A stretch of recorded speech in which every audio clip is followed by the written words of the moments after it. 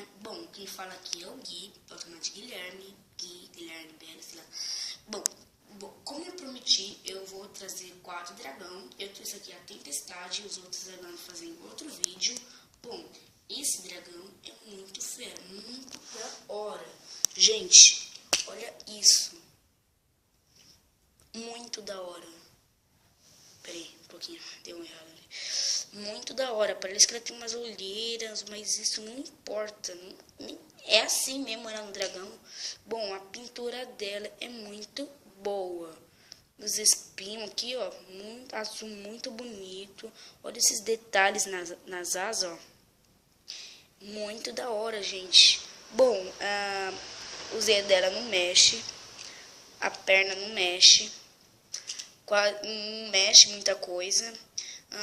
Apertando aqui a cabeça dela, ó, ela abre. E sai a linguinha dela aqui pra fora.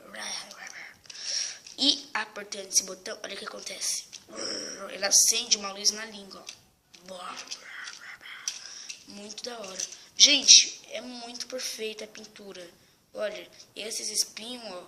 A cauda dela é muito bonita e grande. Um amarelo com azul, ó. Muito da hora. Gente, não tem muita coisa pra falar nesse vídeo, sinceramente, não tem muita coisa. Mas ela é muito bom. Olha, essa pintura de baixo, muito boa. Vocês perceberam que a asa dele é mole? Mole. E não tem muita coisa, Bom, esse foi o Dragão Tempestade. Eu vou trazer outros. Bom, tomara que vocês tenham gostado desse vídeo. Deixe um like aí. Inscreva-se no meu canal. E bye bye.